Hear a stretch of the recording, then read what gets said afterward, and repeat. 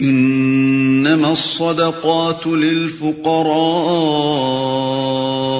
والمساكين والعاملين عليها والمؤلفة قلوبهم وفي الرقاب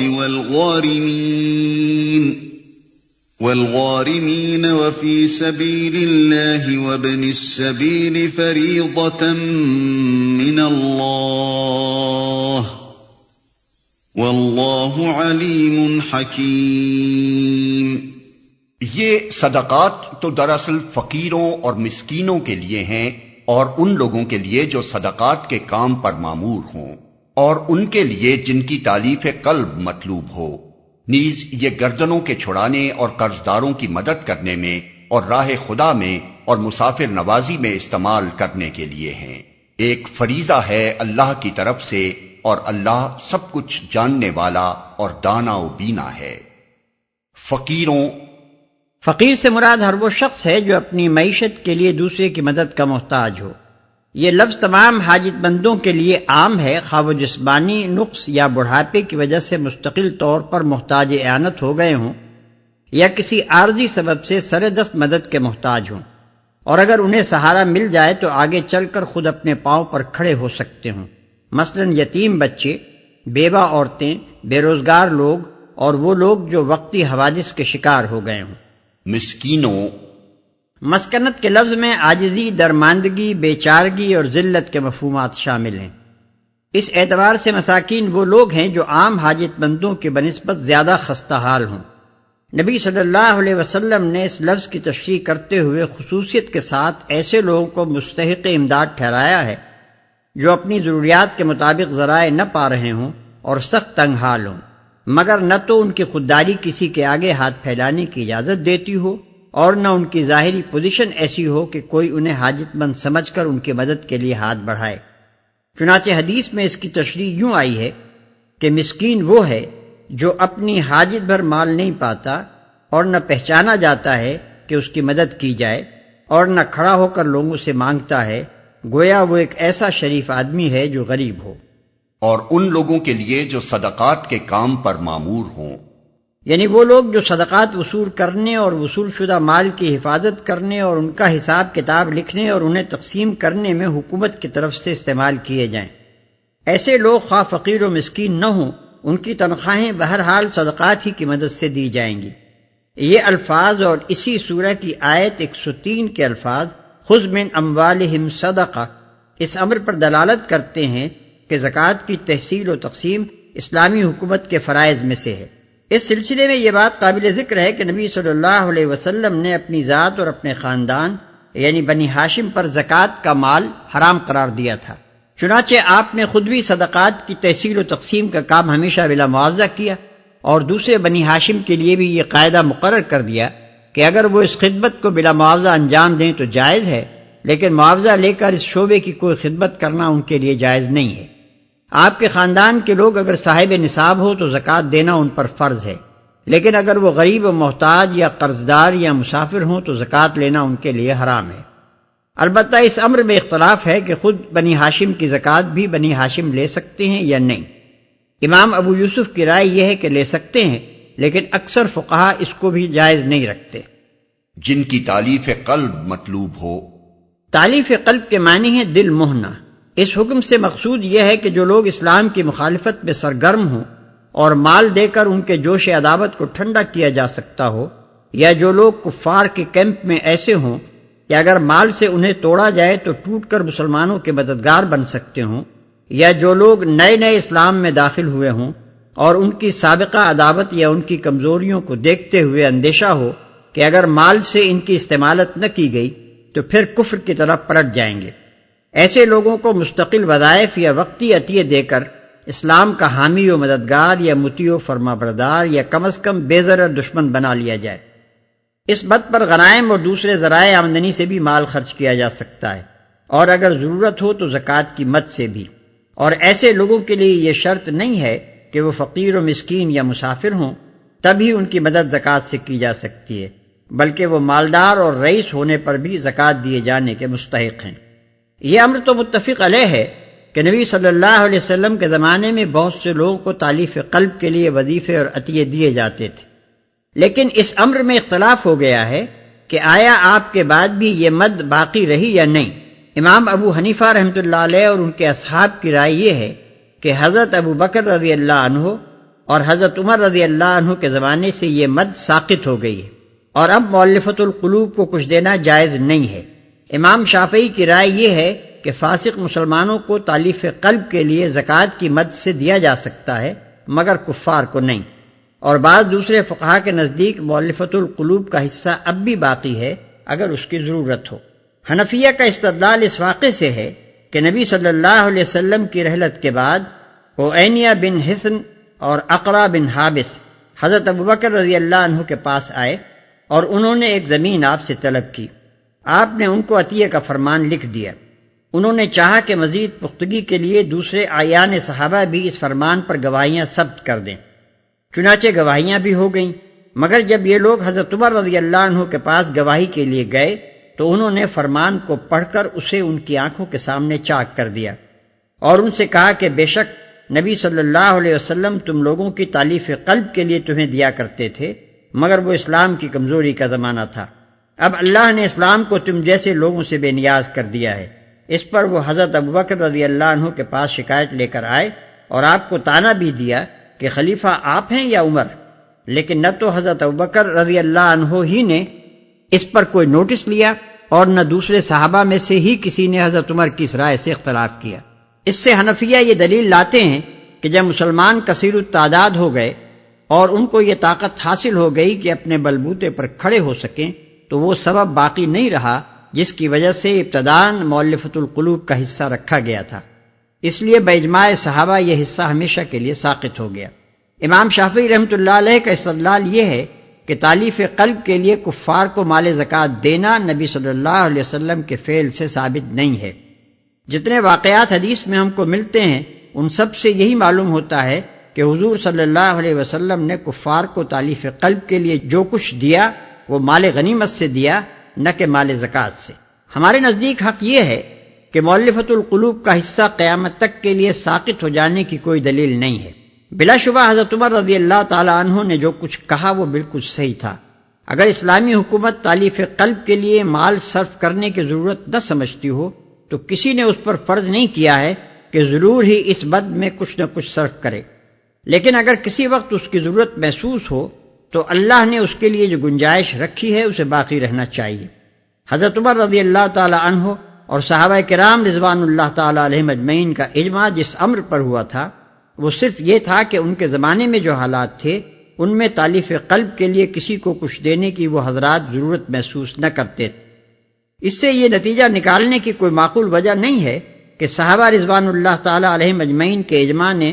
اس بد کو قیامت تک کے لیے ساقط کر دیا جو قرآن میں بعض اہم مصالح دینی کے لیے رکھی گئی تھی۔ رہی امام شافعی کی رائے تو وہ اس حد تک تو صحیح معلوم ہوتی ہے کہ جب حکومت کے پاس دوسری مدات آمدنی سے کافی مال موجود ہو تو اسے تالیف قلب کی مد پر زکوٰۃ کا مال صرف نہ کرنا چاہیے،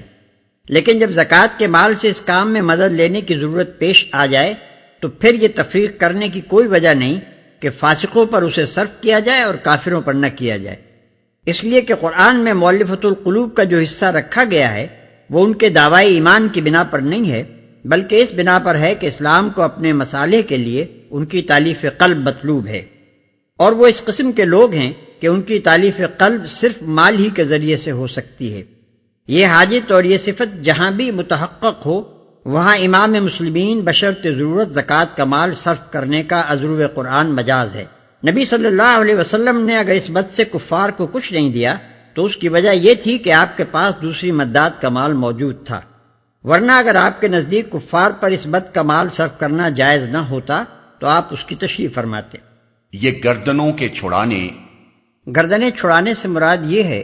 کہ غلاموں کی آزادی میں زکوٰۃ کا مال صرف کیا جائے۔ اس کی دو صورتیں ہیں، ایک یہ کہ جس غلام نے اپنے مالک سے معاہدہ کیا ہو کہ اگر میں اتنی رقم تمہیں ادا کر دوں تو تم مجھے آزاد کر دو، اسے آزادی کی قیمت ادا کرنے میں مدد دی جائے۔ دوسرے یہ کہ خود زکوٰۃ کی مد سے غلام خرید کر آزاد کیے جائیں۔ ان میں سے پہلی صورت پر تو سب فقہا متفق ہیں، لیکن دوسری صورت کو حضرت علی رضی اللہ عنہ سعید بن جبیر، لیث، ثوری، ابراہیم نخعی، شعبی، محمد بن سیرین، حنفیہ اور شافعیہ ناجائز کہتے ہیں، اور ابن عباس، حسن بصری، مالک، احمد اور ابو ثور جائز قرار دیتے ہیں۔ قرضداروں کی مدد کرنے میں، یعنی ایسے قرضدار جو اگر اپنے مال سے اپنا پورا قرض چکا دیں تو ان کے پاس قدر نصاب سے کم مال بچ سکتا ہو، وہ خواہ کمانے والے ہوں یا بے روزگار، اور خواہ عرف عام میں فقیر سمجھے جاتے ہوں یا غنی، دونوں صورتوں میں ان کی اعانت زکوٰۃ کی مد سے کی جا سکتی ہے۔ مگر متعدد فقہا کی رائے یہ ہے کہ جس شخص نے بدعمالیوں اور فضول خرچیوں میں اپنا مال اڑا کر اپنے آپ کو قرضداری میں مبتلا کیا ہو، اس کی مدد نہ کی جائے جب تک وہ توبہ نہ کر لے۔ اور راہ خدا میں، راہ خدا کا لفظ عام ہے، تمام وہ نیکی کے کام جن میں اللہ کی رضا ہو اس لفظ کے مفہوم میں داخل ہیں۔ اسی وجہ سے بعض لوگوں نے یہ رائے ظاہر کی ہے کہ اس حکم کی روح سے زکوٰۃ کا مال ہر قسم کے نیک کاموں میں صرف کیا جا سکتا ہے، لیکن حق یہ ہے، اور ائمہ سلف کی بڑی اکثریت اسی کی قائل ہے، کہ یہاں فی سبیل اللہ سے مراد جہاد فی سبیل اللہ ہے، یعنی وہ جد و جہد جس سے مقصود نظام کفر کو مٹانا اور اس کی جگہ نظام اسلامی کو قائم کرنا ہو۔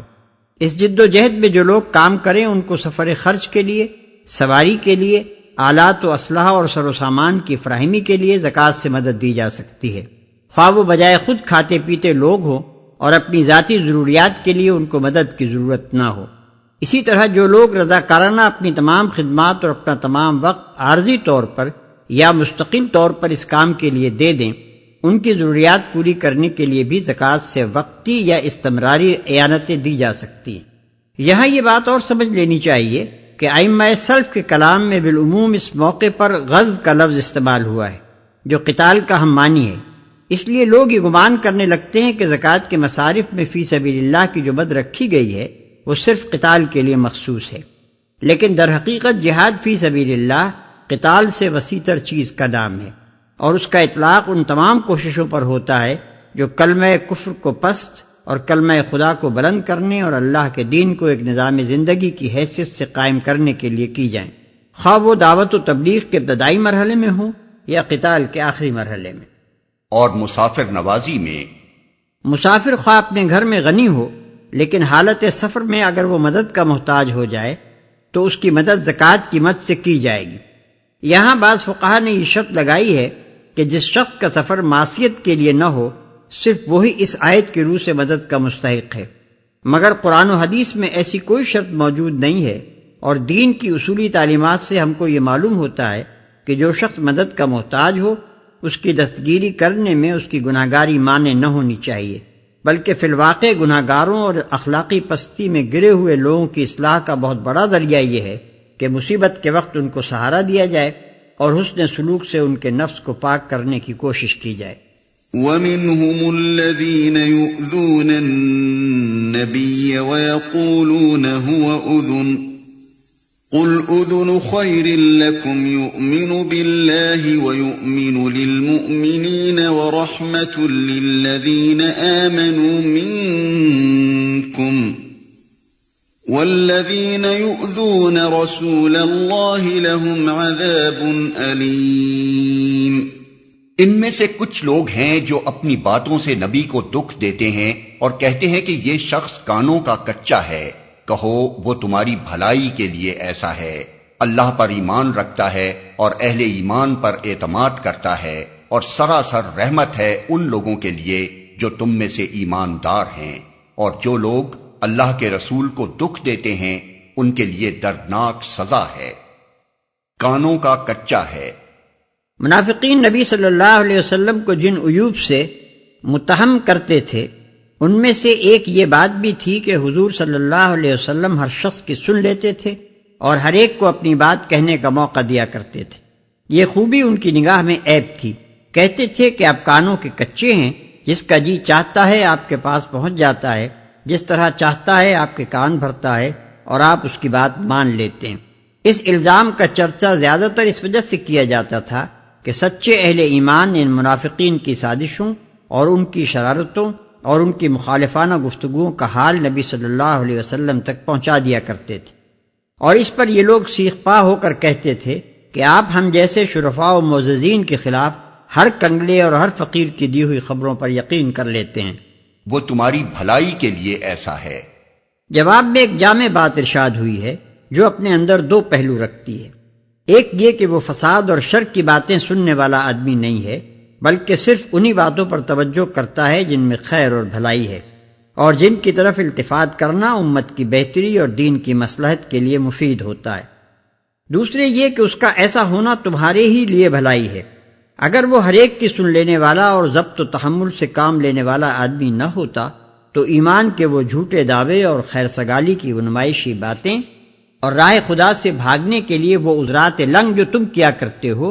انہیں صبر سے سننے کے بجائے تمہاری خبر لے ڈالتا اور تمہارے لیے مدینے میں جینا دشوار ہو جاتا۔ بس اس کی یہ صفت تو تمہارے حق میں اچھی ہے نہ کہ بری۔ اہل ایمان پر اعتماد کرتا ہے، یعنی تمہارا یہ خیال غلط ہے کہ وہ ہر ایک کی بات پر یقین لے آتا ہے۔ وہ چاہے سنتا سب کی ہو، مگر اعتماد صرف انہی لوگوں پر کرتا ہے جو سچے مومن ہیں۔ تمہاری جن شرارتوں کی خبریں اس تک پہنچیں اور اس نے ان پر یقین کیا، وہ بد اخلاق چغل خوروں کی پہنچائی ہوئی نہ تھیں، بلکہ صالح اہل ایمان کی پہنچائی ہوئی تھیں، اور اسی قابل تھی کہ ان پر اعتماد کیا جاتا۔ يحلفون بالله لكم ليرضوكم والله ورسوله أحق أن يرضوه إن كانوا مؤمنين۔ یہ لوگ تمہارے سامنے قسمیں کھاتے ہیں تاکہ تمہیں راضی کریں، حالانکہ اگر یہ مومن ہیں تو اللہ اور رسول اس کے زیادہ حقدار ہیں کہ یہ ان کو راضی کرنے کی فکر کریں۔ أَلَمْ يَعْلَمُوا أَنَّهُ مَن يُحَادِدِ اللَّهَ وَرَسُولَهُ فَأَنَّ لَهُ نَارَ جَهَنَّمَ خَالِدًا فِيهَا ذَلِكَ الْخِزْيُ الْعَظِيمُ۔ کیا انہیں معلوم نہیں ہے کہ جو اللہ اور اس کے رسول کا مقابلہ کرتا ہے اس کے لیے دوزخ کی آگ ہے جس میں وہ ہمیشہ رہے گا، یہ بہت بڑی رسوائی ہے۔ يَحْذَرُ الْمُنَافِقُونَ أَن تُنَزَّلَ عَلَيْهِمْ سُورَةٌ تُنَبِّئُهُم بِمَا فِي قُلُوبِهِمْ قُلِ اسْتَهْزِئُوا إِنَّ اللَّهَ مُخْرِجٌ مَا تَحْذَرُونَ۔ یہ منافق ڈر رہے ہیں کہ کہیں مسلمانوں پر کوئی ایسی صورت نازل نہ ہو جائے جو ان کے دلوں کے بھید کھول کر رکھ دے۔ اے نبی، ان سے کہو اور مذاق اڑاؤ، اللہ اس چیز کو کھول دینے والا ہے جس کے کھل جانے سے تم ڈرتے ہو، جو ان کے دلوں کے بھید کھول کر رکھ دے۔ یہ لوگ نبی صلی اللہ علیہ وسلم کی رسالت پر سچا ایمان تو نہیں رکھتے تھے، لیکن جو تجربات انہیں پچھلے 8-9 برس کے دوران میں ہو چکے تھے، ان کی بنا پر انہیں اس بات کا یقین ہو چکا تھا کہ آپ کے پاس کوئی نہ کوئی فوق الفطری ذریعہ معلومات ضرور ہے جس سے آپ کو ان کے پوشیدہ رازوں تک کی خبر پہنچ جاتی ہے، اور بسا اوقات قرآن میں جسے وہ حضور صلی اللہ علیہ وسلم کی اپنی تصنیف سمجھتے تھے، آپ ان کے نفاق اور ان کی سازشوں کو بے نقاب کر کے رکھ دیتے ہیں۔ وَلَئِن سَأَلْتَهُمْ لَيَقُولُنَّ إِنَّمَا كُنَّا نَخُوضُ وَنَلْعَبُ قُلْ أَبِاللَّهِ وَآيَاتِهِ وَرَسُولِهِ كُنتُمْ تَسْتَهْزِئُونَ۔ اگر ان سے پوچھو کہ تم کیا باتیں کر رہے تھے تو جھٹ کہہ دیں گے کہ ہم تو ہنسی مذاق اور دل لگی کر رہے تھے۔ ان سے کہو کیا تمہاری ہنسی دل لگی اللہ اور اس کی آیات اور اس کے رسول ہی کے ساتھ تھی؟ ہنسی مذاق اور دل لگی کر رہے تھے۔ غزوہ تبوک کے زمانے میں منافقین اکثر اپنی مجلسوں میں بیٹھ کر نبی صلی اللہ علیہ وسلم اور مسلمانوں کا مذاق اڑاتے تھے اور اپنی تضحیک سے ان لوگوں کی ہمتیں پست کرنے کی کوشش کرتے تھے جنہیں وہ نیک نیتی کے ساتھ آمادہ جہاد پاتے۔ چنانچہ روایات میں ان لوگوں کے بہت سے اقوال منقول ہوئے ہیں۔ مثلا ایک محفل میں چند منافق بیٹھے گپ لڑا رہے تھے۔ ایک نے کہا، اجی کیا رومیوں کو بھی تم نے کچھ عربوں کی طرح سمجھ رکھا ہے؟ کل دیکھ لینا کہ یہ سب سورما جو لڑنے تشریف لائے ہیں رسیوں میں بندھے ہوئے ہوں گے۔ دوسرا بولا، مزہ ہو جو اوپر سے 100 کوڑے بھی لگانے کا حکم ہو جائے۔ ایک اور منافق نے حضور کو جنگ کی سرگرم تیاریاں کرتے دیکھ کر اپنے یار دوستوں سے کہا، آپ کو دیکھیے، آپ روم و شام کے قلعے فتح کرنے چلے ہیں۔ لا تعتذروا قد كفرتم بعد ایمانکم ان نعف عن طائفة منكم نعذب طائفة بأنهم كانوا مجرمين۔ اب عذرات نہ تراشو، تم نے ایمان لانے کے بعد کفر کیا ہے، اگر ہم نے تم میں سے ایک گروہ کو معاف کر بھی دیا تو دوسرے گروہ کو تو ہم ضرور سزا دیں گے کیونکہ وہ مجرم ہے۔ یعنی وہ کم عقل مسخرے تو معاف بھی کیے جا سکتے ہیں جو صرف اس لیے ایسی باتیں کرتے اور ان میں دلچسپی لیتے ہیں کہ ان کے نزدیک دنیا میں کوئی چیز سنجیدہ ہے ہی نہیں، لیکن جن لوگوں نے جان بوجھ کر یہ باتیں اس لیے کی ہیں کہ وہ رسول اور اس کے لائے ہوئے دین کو اپنے دعوی ایمان کے باوجود ایک مضحکہ سمجھتے ہیں، اور جن کے اس تمسخر کا اصل مدعا یہ ہے کہ اہل ایمان کی ہمتیں پست ہوں اور وہ پوری قوت کے ساتھ جہاد کی تیاری نہ کر سکیں، ان کو تو ہرگز معاف نہیں کیا جا سکتا کیونکہ وہ مسخرے نہیں بلکہ مجرم ہیں۔